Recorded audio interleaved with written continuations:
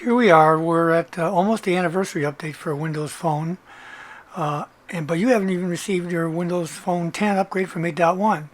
Now you may have read some articles that say you have certain requirements in order to do the upgrade. You have to have 1 gigabyte system memory, 8 gigabyte free space. Well, the only real way to know is to go out into the store through your phone and go and get the Windows Update Advisor, just like there was one for Windows 10 Desktop. And it'll tell you when you can run it on your phone. I looked at this through already Windows 10, so it says not available. But go ahead and install it and launch it.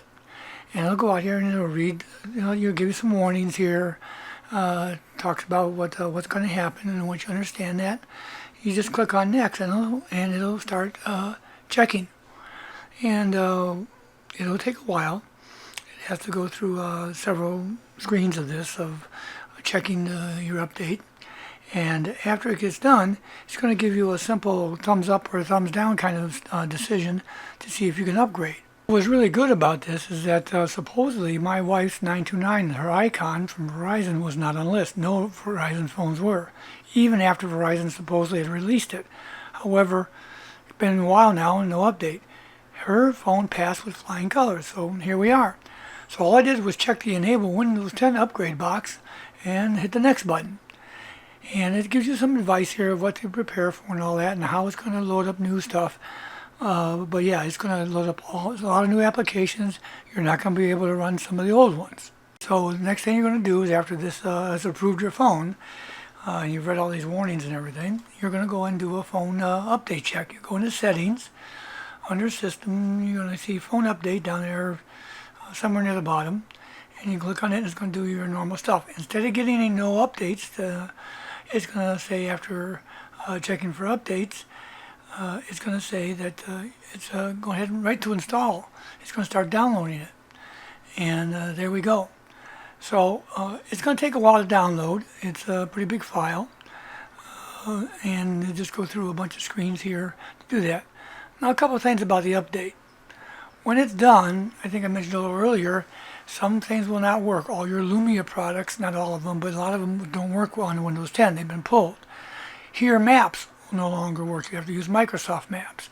And I'm going to have some videos about those as well.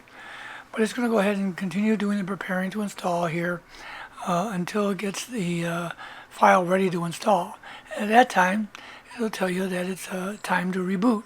Depending upon your phone, it's going to take a good 10 minutes to do the update. So if you need your phone, just let it wait there until you're ready to go ahead and hit the restart button, which will appear right after this. So once you do that, you'll see the 22 steps that they do of things to install the new software and back up your stuff. And eventually you should boot up and you'll see your new screen.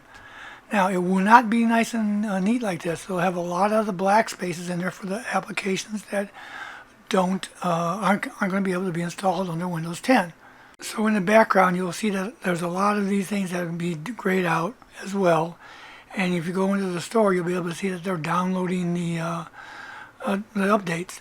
And depending upon how many you have, it could take quite a while. We had 19 to wait for.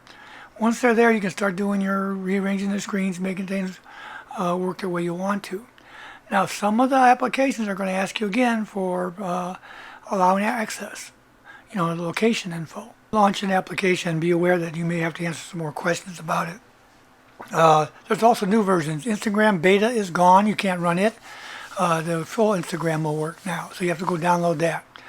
So go ahead and check it out. I think you'll be very happy with your upgrade to Windows Mobile 10. Hey, and don't forget to subscribe to Old Guy Geek. Come on back for Windows 8 and Windows 10, and Windows Phone 8 and Windows 10, and general how-to videos, all here to help you make the most out of your system.